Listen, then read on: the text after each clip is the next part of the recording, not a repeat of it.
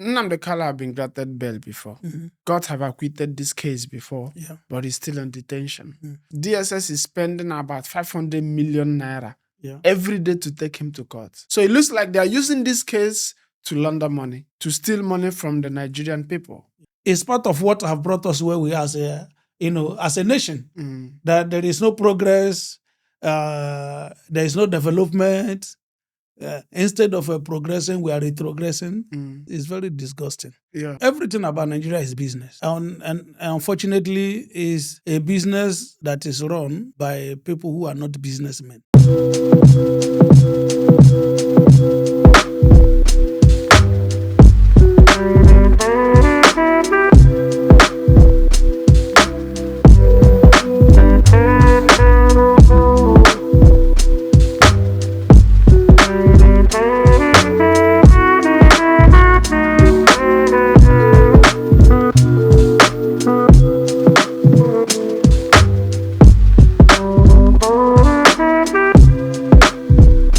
Hello, everybody. Welcome to Vicinfluential Podcast. First, I need to thank you for the amazing things that you are doing, guys. I am really seeing your handwork, but I also need to ask you once again to be part of this growing community.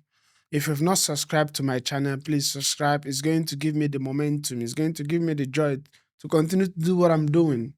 The researches, everything, this is resources we're spending. So if you're not watching, commenting, sharing, making it engaging, also pumping our bloods up, giving us the strength to do what we're doing. So I have with me today our amazing guest, Mr. Happiness.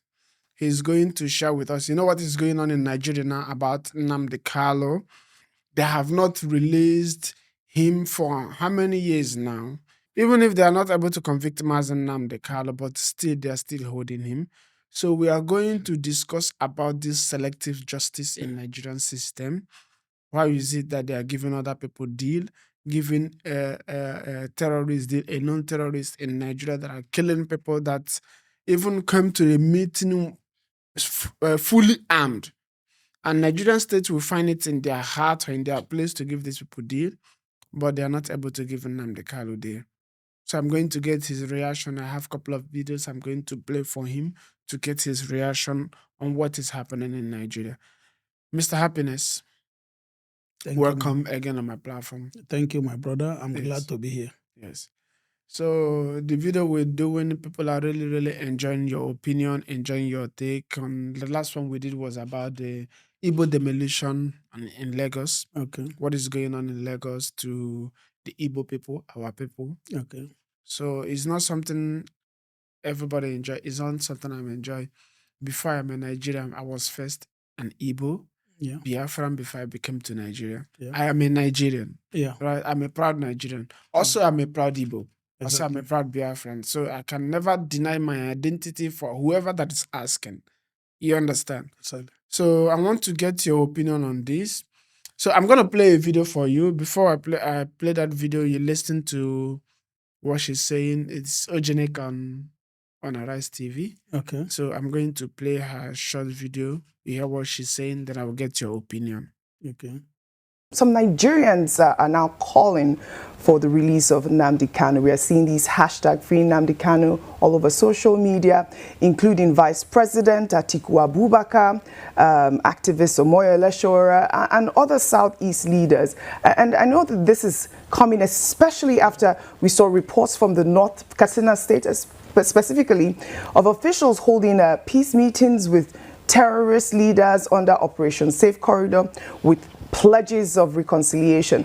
I mean, meanwhile, we know that Nnamdi Kanu, who I believe was discharged at one point in 2022 by the Court of Appeal, remains in detention. And these are the conversations that we're seeing online. Now, how do you reconcile these apparent double standard in the government's approach in dealing with Nnamdi Kanu's case?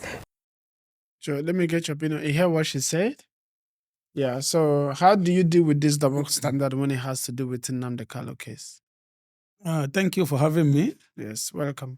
I think that question majorly is a question for the Nigerian government because it exposes the game they are playing It exposes their double standard. So how would they deal with it? They should just stop the double standard. It's as simple as that. Which is also difficult for them because sometimes when you pretend to do something, getting the solution out is very, very difficult because you are pretending.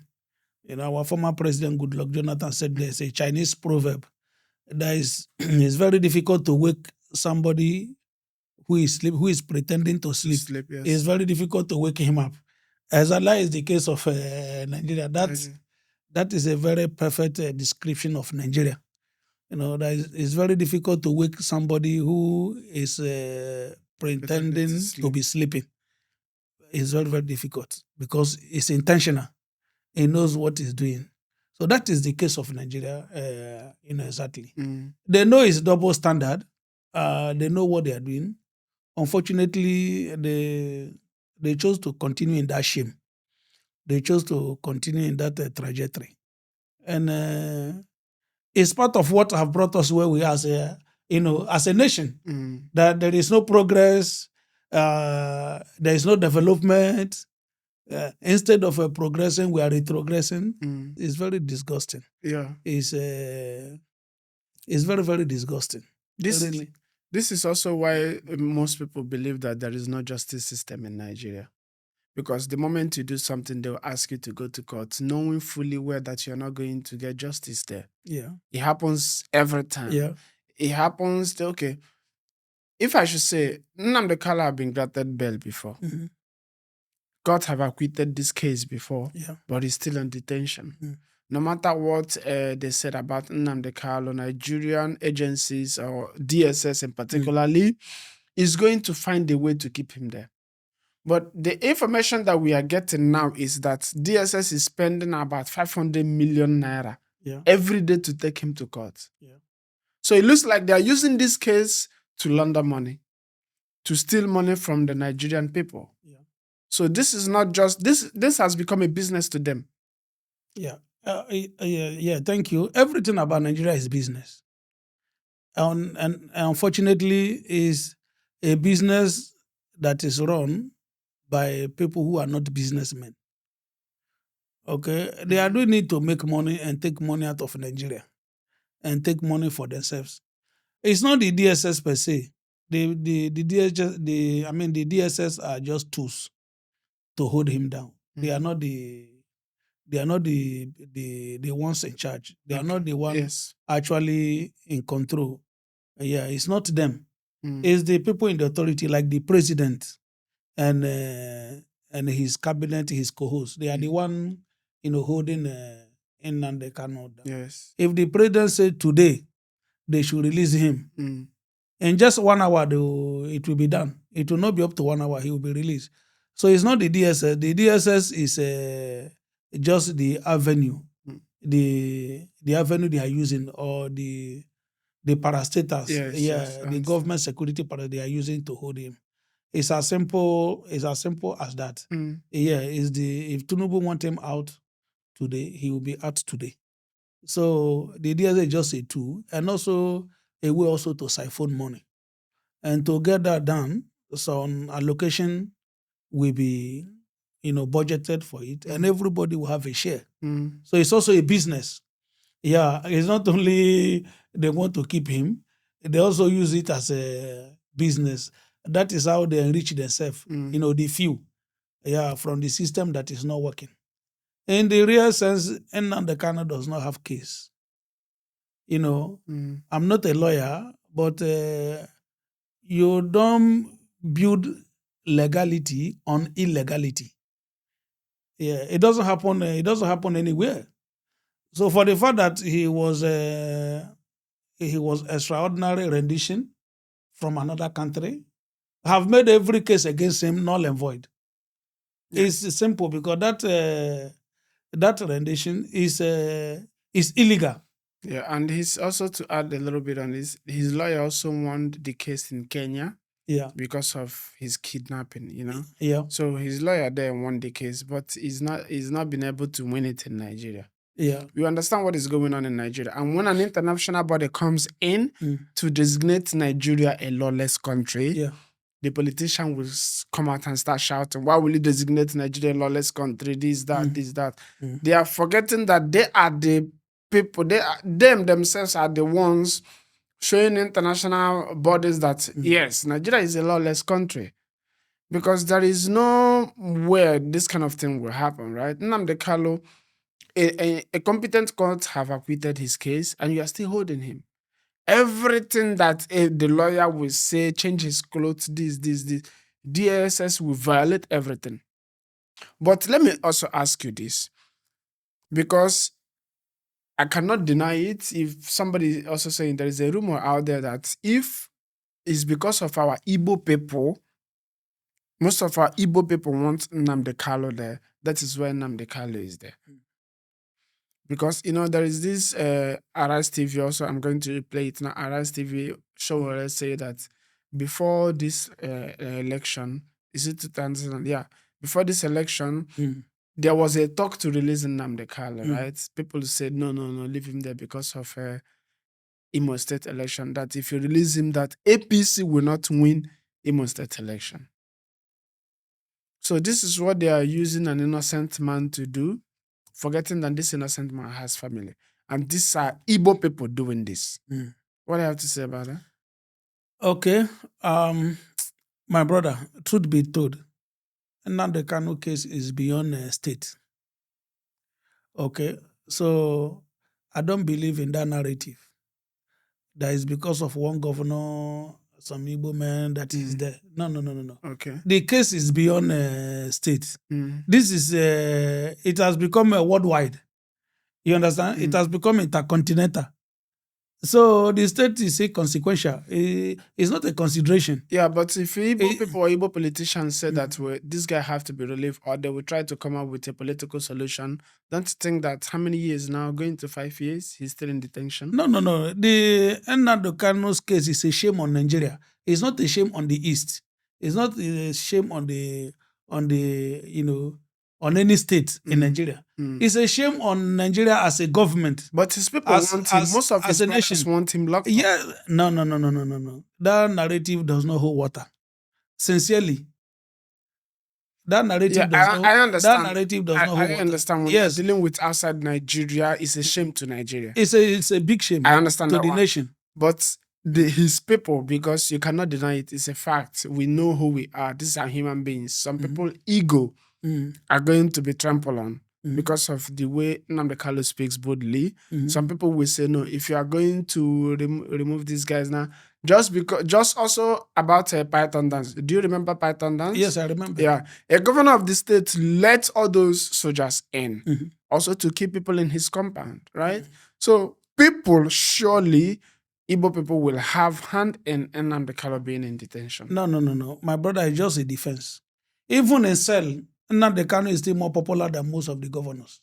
Even in detention. Do you understand? Yeah, he still runs things. He's bigger than all of them. In my own view. No, that's a fact. Yes, he's bigger than all of them. So only one person keeping him. No. He's big. He's grown beyond them. Yeah, he's grown beyond them. Their tenure is not 4 years or maximum 8 years, and some of them are going.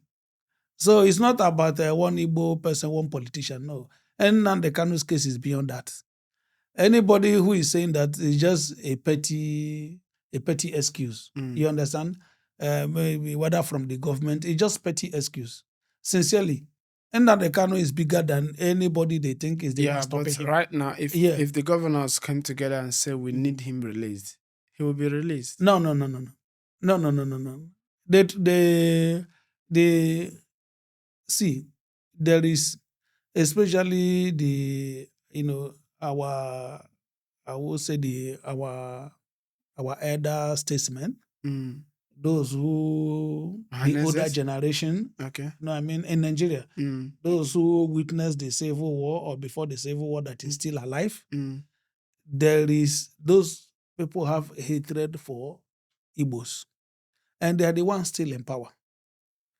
The only ones who don't have much hatred for Igbos are the new generations who understand certain things, who have got access to internet, who read for themselves, not follow what their parents was told, what they told them. You understand? Yeah. Who read for themselves, who make analysis, who do research. Mm-hmm. They are the generation now that is liking Igbos. But the older generations, our fathers, our forefathers, and most of our fathers now, like Tinubu, their generation, the president, they don't like Igbos. Because those were educated to hate Igbos, 100%. And these are people that are still in power. That is why it's still like that. That is why they are still holding Nnamdi Kanu. It's the Igbo factor that is holding him. It's not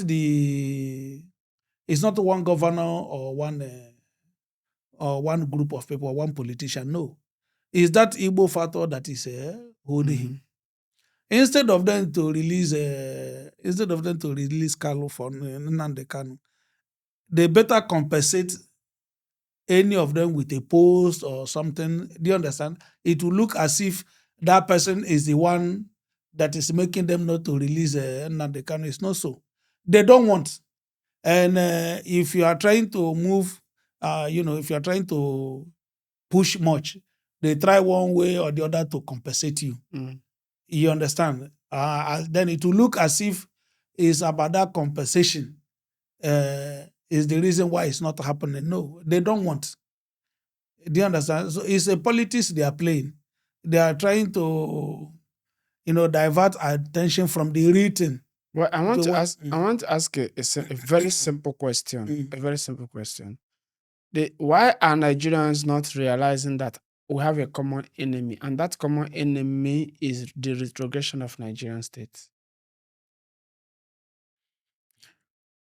I think the Nigerians are aware. I think it's the elderly ones that are still holding on. You know why I asked this question right now? Because this video, according to the last video that we just posted, that about the Igbo demolition in Lagos, right? You will see people trying to come there to write some kind of things that you will ask yourself, how do this person think? Because that video that we made, we were not laying insult on anybody, right? Exactly. We were just talking what is happening. Yeah. Igbo properties are being demolished in Lagos. Yeah. It happens every day. Yeah. And I'm also hearing that it happens some couple of days ago. Yeah, just a few days ago. It's a planned demolition. So I don't understand why you cannot just leave hatred. You don't know where it came from. You don't know. And there is something you are going to find. If you go to this comment section, look at the names of people writing this kind of thing. Yeah. I don't want to mention anything. Yeah. But when you go to this video right now and look at the names of people writing this kind of thing, you arrive at a judgment. Listen, people are product of what they hear. And the environment. Yes, and the environment. What they hear, what they see. So these are people that have been educated to hate Igbos. Don't forget, I'm speaking like this. Many, like me, I'm from Niger Delta. Okay? I see myself as an Igbo person. Well, because I chose to correct you, Abia State is also among Niger Delta. Abia State and Imo State is part of Niger Delta. Okay. Yeah. Okay, so fine. You're from Delta? Yes, I'm from Delta. Yeah. Let's say Delta, particularly. I chose to unlearn. I chose to do my own, research. Get information. If I should follow what I learned from my forefathers, I will say I'm not an Igbo. You understand? Which some of our people is still saying to today. Yes. But from every research, from everything common sense can tell me, I could see that I'm an Igbo man. Do you understand? Yes. There is no contradiction to it. You can't tell me I'm from somewhere which there is no, in terms of so many things, we are not related. So these are people, they have also trained like that. Be afraid of Igbos. They are dangerous. They are this. Then they will back it up with one funny story. Do you understand? That's how propaganda works. Yes, that is how it works. So they back it up with one funny story that you are not aware. But for me, because I always like to see things from another point of view. So I have come to realize that these are propaganda, these are targeted Attacks. attacks against the Igbos. And which there's a reason for that. They always, a lazy man will always have excuse for being lazy. You understand? And he also communicates such excuses to his followers. And some people will Eh, communicate it perfectly. Yeah, It so looks that like it looks so so that you will real. not see that they are lazy. Yeah. Yeah, they will come, and it's very difficult. One of the scarcest community on this earth, something that is very, very scarce, is the truth. Yeah, it's a commodity that is very, very scarce. Commodity. Yeah, it's a commodity that is very, very scarce. This I understand, that a father can take a secret to the grave. A mother can take a lie or a secret to the grave without telling it. Then I ask myself, why? Why must this be so? But I have grown to a level where I understand that. So anything you are telling me, I subject it to, to research. I don't just take it verbatim. No, because I have come to realize that even parents can lie even to their grave. You understand? Mm. Mothers can lie to their grave. A mother will give birth to a child and they tell the child, this is your father, and she knows that this man is not the father. And she will keep that till death. Crazy. So, yeah, something so important as that concerns blood, your own blood. I'm not talking of an outsider. That a mother can keep it. He knows, in her heart, she knows that this man is not the father of this child. But he will tell the child, this is your father, and he will tell the father, this is your child. And she will keep it to the grave.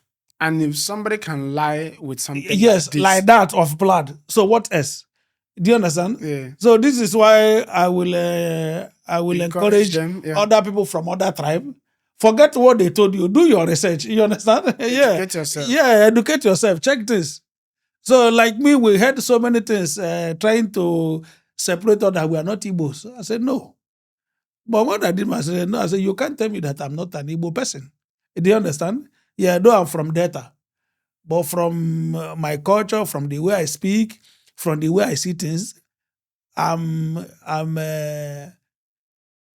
98% Typical. 98% typical an Igbo person.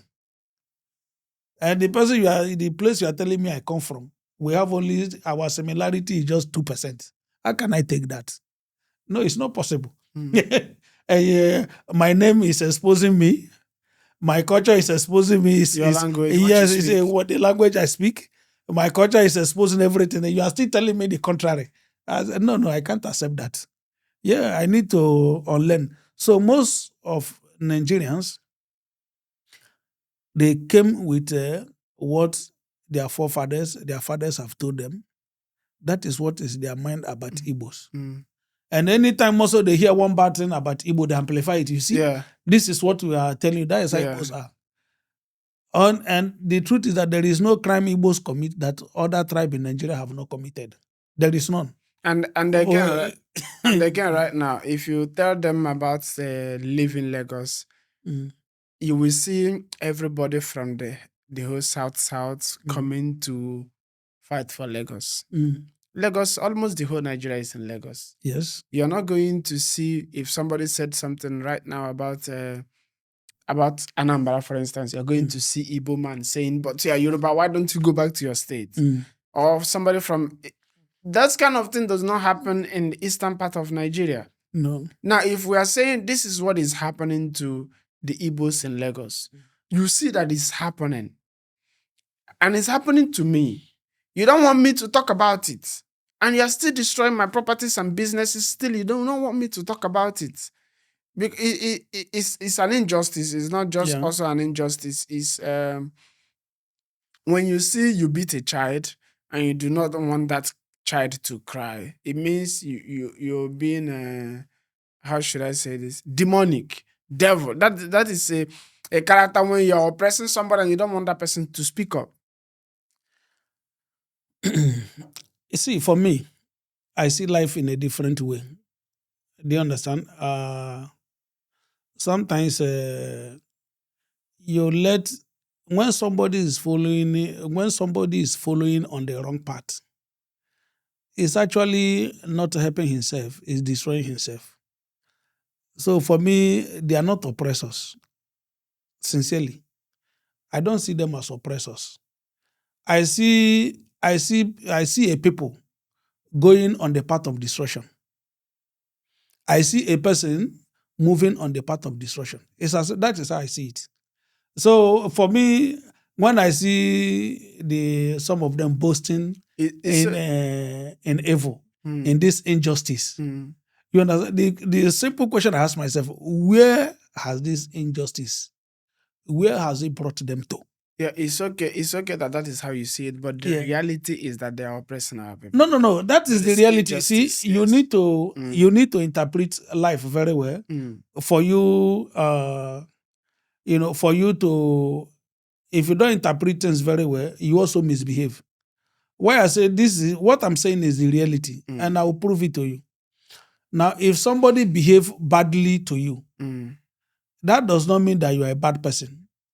It's showing the character of the person who is behaving badly to you. That is not who you are. That is who he is. Do you understand? So our people should understand that. Okay, I will give you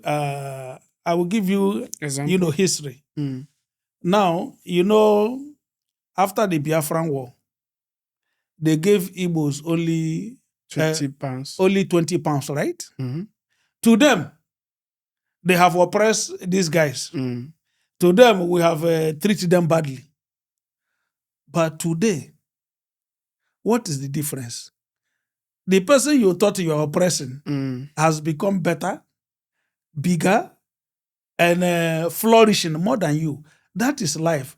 You see, it's what you sow, you reap. So that is why I say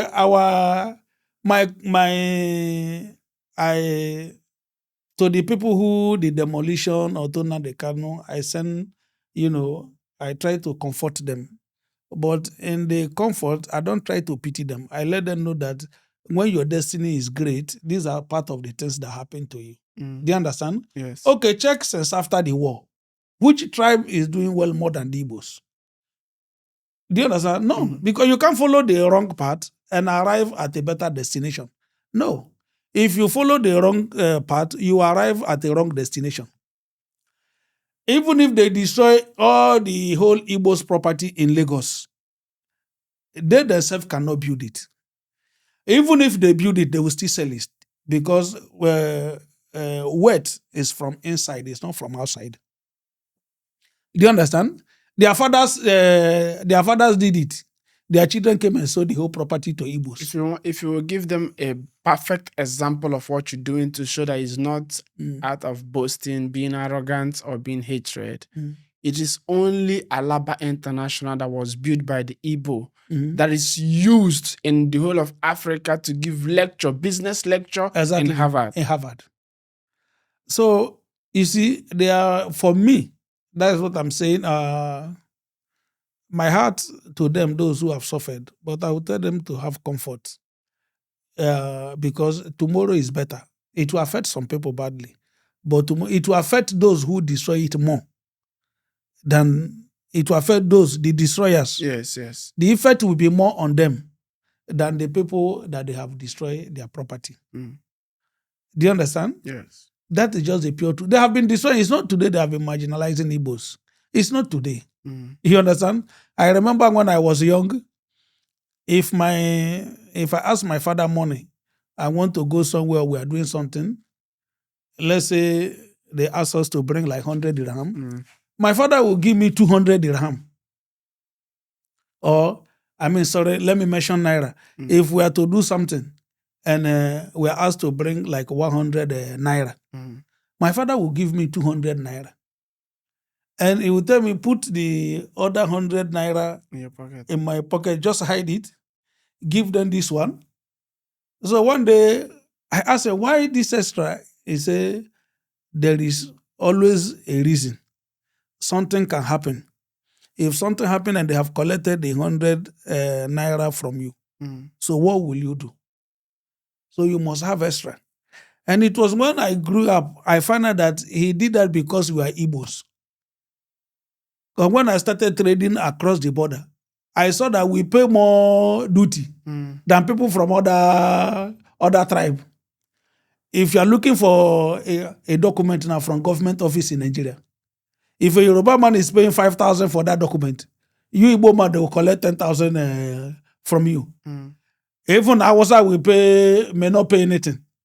The same document you are looking for from Nigeria government. And Hausa will get it for free.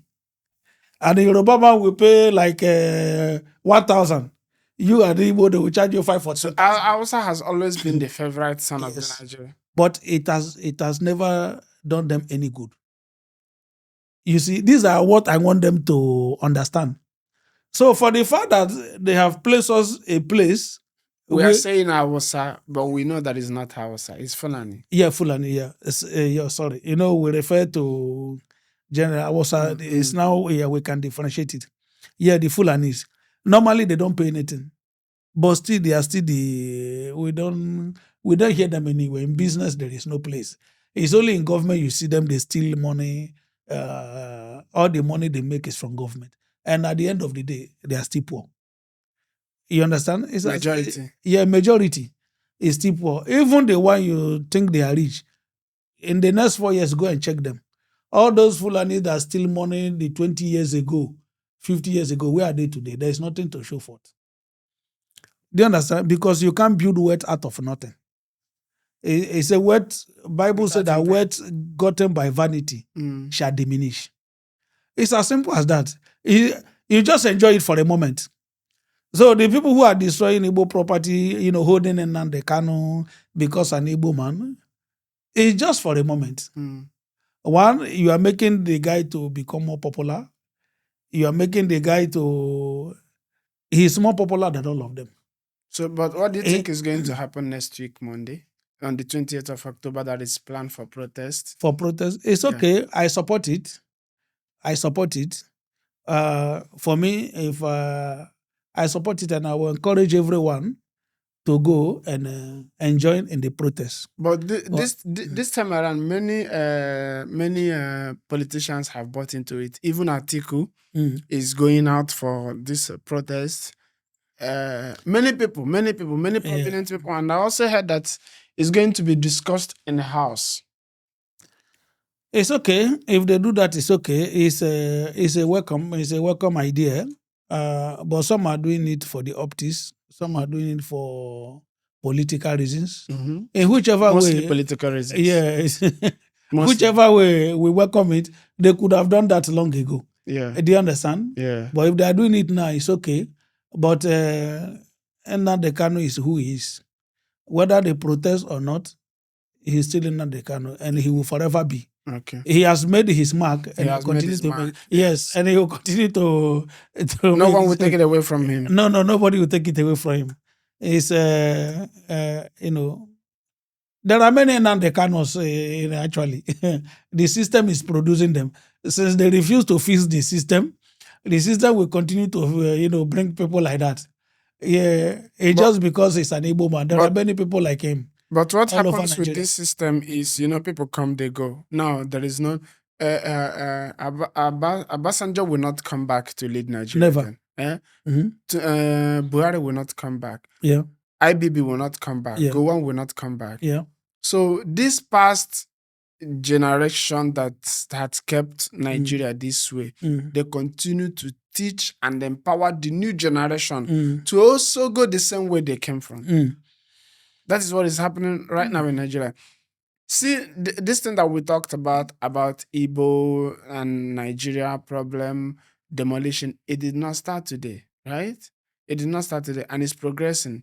They have passed it on from Fashola to this guy now. This is how many years? Fashola, 8 years. Ambode, 4 years. This guy, now 8 years. That is how many? 10 years. 12 years, right? And it's going to continue to happen like that. If it happens that the next governor of Lagos State was not chosen by Lagosians, it will keep happening. So this happens across the board because they are going to learn it from their master, whoever put them into there. This is the way to follow. You will not allow these people. These people need to be oppressed. If you allow them, they're going to take over. Blah, blah, blah, blah, blah. You know, all these senseless utterance they keep making in their government houses, you know, and try to play it off. You see them, they're laughing. Oh, this, there is something I want to state here. You can see it clearly. Any leader that Igbo man do not support is not going to make any headway. Igbos did not support Buhari, but they supported Obasanjo. They supported Yaradua. Now, they did not support this calamity, this present calamity right now. It's going to, because Igbo man naturally knows what is progressive. And that is why they progress in business. Because they know what to choose from onset. Yeah. They know a product that is going to deliver. A good product. Yes. And you see, they did not support Buhari. Even Buhari was so much pained by it that they asked him questions. He wanted to wipe away. He started saying rubbish. And their businesses. He started saying rubbish. Yeah. And it keeps happening. The moment Igbo men say that this person, we don't want that person is not going to deliver. It has happened before, it's happening now, it's going to happen next. So this is it. Nnamdi Kanu is supposed to be released because since they are not able to charge him, since they are not able to convict him, they should allow him go. Because it's not just him, right? Mm-hmm. Also, this guy, Chief Sunday Igboho, did the same thing. Yeah. They freed him. Yeah. They have freed so many of them. They are giving this to known terrorists. No bandit, yeah. Yeah? This Yaradua also did it to some of our brothers from the Niger Delta, from this Delta State, South, right? Yeah. So why is it difficult to do it for Nnamdi Kanu? Is it because he's asking for to allow his people to go, to allow the It's because he's an Igbo man. That is the simple truth. It's because he's an Igbo man. There's nothing else. How dare an Igbo man try such in Nigeria when the power belongs to others? So let's show him where the power lies. That is exactly where they are doing. And that is also the undoing of the nation. You understand? They are just dancing naked in the market square. Yeah. And the whole world is seeing it. You know, that's why they say be very, very careful pointing finger at somebody. Because while you are pointing one at the person, the four is pointing at you. So in an attempt to demonize Nnamdi Kanu, in an attempt to bring him down, to teach him a lesson, that is an Igbo man. Yeah, the Nigerian nation is also doing a disservice to the country as a whole. Yeah. Just because of one person. You see, the American government is debating it. The story is in almost every country, you know, and it's a shame. Just because of one person, you sold your dignity. Yeah, so you just dishonored yourself. Yes. Because you want to teach one person a lesson that is from Igbo. From the Igbo. Yeah, that is the stupidity. They don't deserve justice. Yes, that is the height of the stupidity. Yeah, you think you are doing somebody, you don't know you are doing yourself. It's as simple as that. It's not just even Igbo man leading. Igbo man since the return of democracy, Igbo man also cannot be a Senate president. Whether is their... But no, that's just by the way. It's just what I wanted to state. People will say, what about Jonathan? Jonathan happened by accident and you knew what happened. That is just by the way. I wanted to ask you about this Christian phenomenon that is going, Christian genocide that is going. And the game. There is a game. There is a video I want to play for you. That video I want you to listen. How they start their game, how they start their confession, and progresses. Just listen and see what this guy is saying. Gentlemen, the Middle East is fucked. We should know. We fucked it. 6 of the 10 fastest growing economies are in sub-Saharan Africa. Country's rich in mineral wealth. Coltan for our computers, cobalt for our batteries, phosphates for our agriculture, nuclear ore for our power. These are the things, gentlemen, that the wars of the next 20, 30 years will be fought over. A huge deposit of cobalt was discovered in Mali just over 2 years ago. Back then, we approached the Malian government about mining rights. They told us that those rights were going to the Chinese. So we set about to create the conditions to make sure that wouldn't happen. Just last week, one of our Australian subsidiaries, thank you, Lachlan, secured those rights. Our pilot project in Mali hit a few bumps, but I'm delighted to report that it worked. So why I played this video, because there is something this guy said here, right? He said that Middle East is fucked. We fucked it. Now Nigeria is fucked.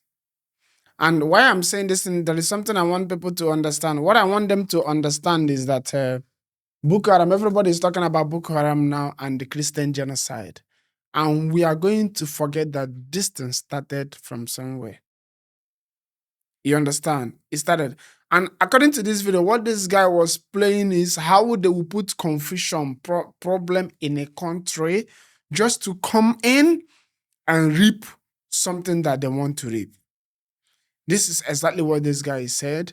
The thing that he's saying, he said, all the resources in Africa is what is going to be fought over in the next 30 years. Yeah. And it's happening. People will think it's just video. It's video, but it's happening. Yeah. It's happening. This is their game plan. And these Americans doing this video, they know what their game plan is. And I want to play you another video about David Hundeyi. Particularly that video. When I play it, I would like you to react from what he said. And what I need Nigerian Christians in particular to understand is that the fact of your religious faith, your religious identity, your religious belief is, in the eyes of those who run global geopolitics, is nothing more than a calculation on a chessboard. It's nothing more than a strategy, a calculation, a chess move or something. That's what it is to them. Nobody actually cares whether you're a Christian or you're Muslim or you worship a Shigidi, you are atheist, whatever it is. It's actually not important in the geopolitical calculation of the world. What is important is, first of all, what resources are present where you are. How can you and the resources under your feet be useful to those who consider themselves to be the countries that actually matter? So this is what I want Nigerians to understand. What is your take on this? I understand there's a power play in Africa, and the target is the resources. Yeah, and it's my prayer that every African will understand it, despite our differences. Yeah, I know you're also a Christian. Yeah, I am a Christian believer. Yes. So how do you take this, that might be a manipulation to play on our emotions, for us to support whatever they are going to do right now? No, you see, they are not playing on our emotion, because what we are saying is reality. Mm-hmm. There is a Christian genocide in Nigeria. Yes, true. Through the jihadis, Mm-hmm. and these jihadis mostly they are of a Fulani origin. You understand? Yeah, they may have succeeded to influence them to do bad. Creating the environment. Yes, to create an environment for them to reap our resources. Yes. Okay, but that does not negate the fact that Christians are dying. Yes. So we are saying the fact of the Christian genocide that is happening. Mm-hmm. But where the game will change, if our Christian leaders understand the power play that is going on, the chess game that is going on, that is targeted at the resources, if they put that bait to them, they will know where to draw the line.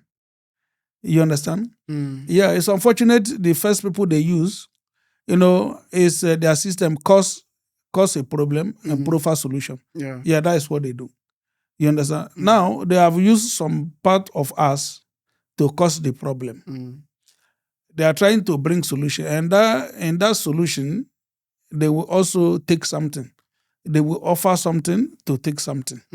Yeah, so our Christian brothers or government should know where to draw the line. Though they succeeded in using our brothers to cause the havoc, the Christians should not allow themselves also to be used for our resources to be taken away. Yeah. Do you understand? So they should know, we are speaking up because other people support matters. You understand? Though we must defend ourselves. Self-defense is better. But if other people are speaking, it's also good to us. But they should know where to draw the line. You understand? Unlike our brothers who were unable to draw the line because they've promised you power, they've given you money, ammunition, you just went on a killing spree. And they use religion to brainwash, the person, go and do this to your fellow human, which is not good. You understand? I believe the Christians will not go to that extreme because Our religious Christianity is not blinded. Most of we are our- not blinded like that. most of our religious leaders will be very happy right now that America is speaking up for them. Most you are going to see Yeah. it. Yeah. Because you know the kind of places we worship in our rural areas. you are Everybody is happy. Me, I'm happy. Yeah. Yeah. But what are the solutions they are going to provide for you? Yeah, this is where that is what I'm saying. They should know where the line stops. They should not cross it. Is the solution regime change? Just like it was regime change during Bring Back Our Gears, during Jonathan. So if the solution right now is a regime change, who are they going to bring? If the person comes in, what is going to be the situation in Nigeria? Because since Jonathan left, because it was a regime change. Yeah. Since Jonathan left, everything has gotten worse, 1,000%. So what is going to happen right now? If the game plan is a regime Is change. to cause a regime change. Yeah, Is the person they are choosing should know where not to cross the line. That No, is you're going to say the person they are choosing. Yeah. Right? You see Tinubu, from Buhari to Tinubu, most Nigerians cannot afford their basic need. No, those are assets. Those are they are but compromised No, already. but this is the work asset does. This is the work Yeah. the agent does. Yeah. You are going to create a reality that these people cannot concentrate on what is happening around them. You understand? You are going to create a reality that most Nigerians cannot even focus on getting the new information, reading, or even affording data to be watching this podcast that we are doing right now. Because they are still focused on feeding themselves or going to school. They are not going to use the money to feed themselves, paying for school fees to go buy data. So what is the next phase for these people? And what are they going to do if this new plan is a regime change or to make Nigerians focus on Nigerian genocide? They will not talk about the new tax reform that I don't even know how to quantify him, just implemented in Nigeria.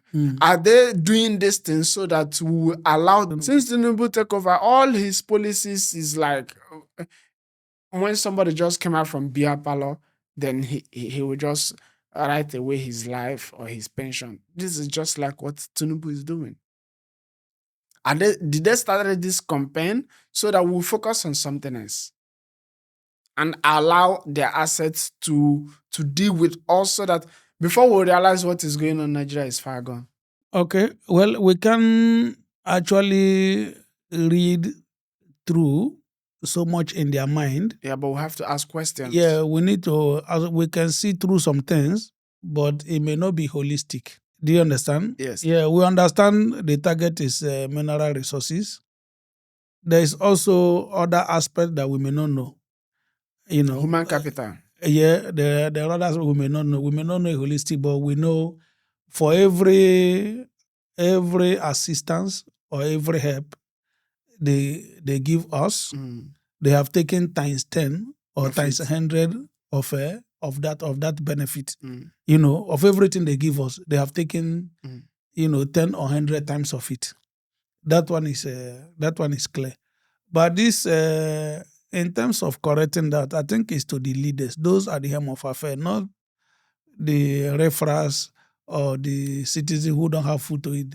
They don't decide any policy. They don't. They are not in any command chain. Nothing. They are just followers. So the people we should send caution to those are the helm of affairs, because they are actually the main target. They should know that we are watching. Yes, they should know that the citizens, have come to understand, the power play that is going on. So they should be careful what they sign, what they agree to. They should be very, very careful, because they are the one who they will actually use to, at the end, to get whatever they are looking for. Yeah, unlike Buhari and our current president. Our current calamity. Yeah, it's a big calamity. And unfortunately, things will not improve. Sorry to say, I'm not a prophet of doom. The way he's been going for 2 years have shown that things will never change. And it can never change. The only way to minimize it is to get him out. Things will never change. First of all, he's an asset, a pure asset to the Western machineries. So in that case, there is nothing. He don't have a willpower to put some things in place, to put some policies in place. That is the number one aspect. No matter the technocrats around him, those he can bring on board, he will never listen to them. It's the outsiders that will call the shots at the end of the day. So for him, there is no way out. Nigerians should get it and get it straight. With Tinubu, Nigeria will not change. Never. Yeah. So nobody should be thinking anything good to come out of him. Yeah. Except if it's a regime change, we welcome it. But what if somebody would tell you now, how can you say Nigeria will never change, but things are improving? Dollar is improving. This one is improving. Dangote is working. This is improving. So that person will forget where Nigeria was before this toothless bulldog took over office. There is nobody that will tell you Nigeria is improving. Of course. Those are political talks. Didn't Buhari say that, Tinubu, that there is no corruption in Nigeria again? Those are, what will he tell you? You understand? Yeah, that is what he will say. The dollar is this, the dollar is that. He will say that. He cannot come and tell you that things are not working while he's there. No, so those people who are saying they are paid to do that, in reality, they know. But this is what Nigerians would need to understand, regardless of ethnicity.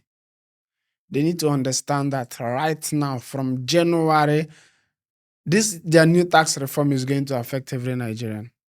For sure. Every Nigerian is buying petrol at the same price. This is what they need to understand.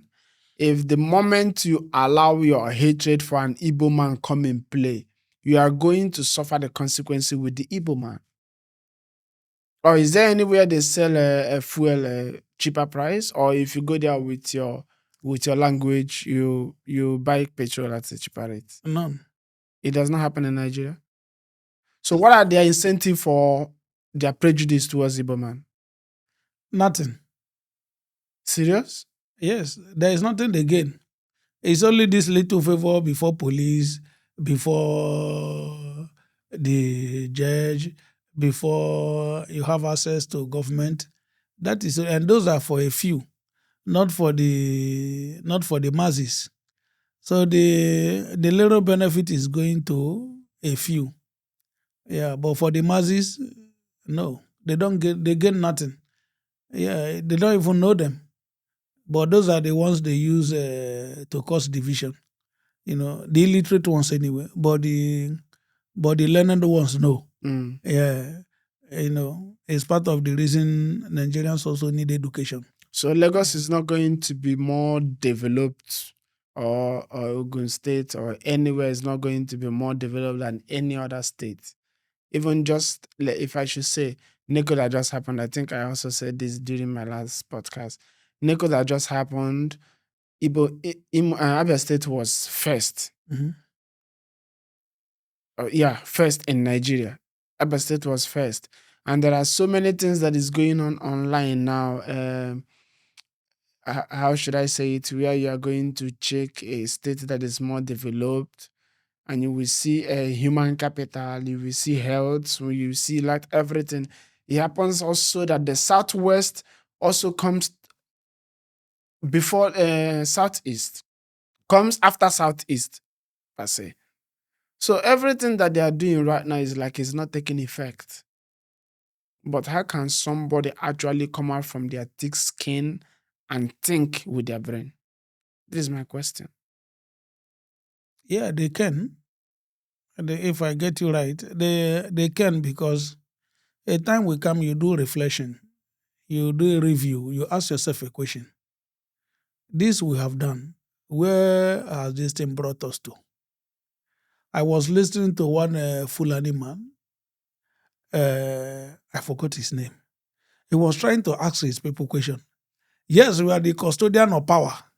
We dictate the politics. What has it actually done to us? You understand? I was happy when I was listening to such person. The man is from either Kanu or Kaduna. I forget his name. It was telling, yes, the Fulanis, the Hausas, we are in power. At an event. Yeah, he was speaking. So he was telling them, they should retrospect. That is high time they allow another A tribe, competent person. a competent It does not person matter to your rule. tribe. It does not matter the tribe. That they have been in power. They have the power. They have the military power. They have the political power. They are the one dictating that to what end, what have they really achieved? Are they better than the people they say they are ruling? Are they better than the people they have military power over them? He said no. They say something is wrong. That their people should think if they want this nation to move forward, they should allow other people who have the capacity, who is competent to come Or and they rule want to Nigeria. leave their own nation and be sending their Yeah. children to school in Somali. So the man This was is what most of them do. So yeah, that is what they do. But it really not paid. It's only paying Nigeria. Don't pay here. I was asking, one of my friends. I do work for a lot of them anyway. I was asking him, now that you are here, do this government in overseas, do they know who is a Fulani, who is Hausa, who is Igbo? He said no. I said, this is the message you take to your parents. That let's fix Nigeria. That because it's affecting everybody. As long as we are with that green passport, you will pay a price for being a Nigerian. You don't understand Nigerian politics. You don't understand our politics. You pay a price That is what for they being will a say. Nigerian. You understand? He said, yeah, I said, take this message back to your parents. Let them know that the dynamics have You changed. say, you will hear you are still a child. You don't understand what is going on. No, but the Yes. but the young ones are learning now. This guy, when was how old was Ojukwu when he became Eastern District? How old was Buhari when he took over as a military head of state? See, all of them were all under 40. Yeah. But if you want these people speaking sense right now, they will say, no, you're still a child. There are things you don't understand. What do you mean there are things I don't understand? Yeah. So, all right, guys, thank you so much for sticking with us to this time. I hope you enjoyed it as always. I'm seeing your contributions. I cannot thank you enough. I can only say, come with us so that we grow to that extent that when we are speaking for you as a Nigerian, your voice will be heard. And when we are speaking for you as an Igbo, your voice will also be heard because we cannot deny where we come from. It's our history. It don't happen, we say it don't happen. So there is nothing we can do about it again. Thank you and see you next on Vicinfluential.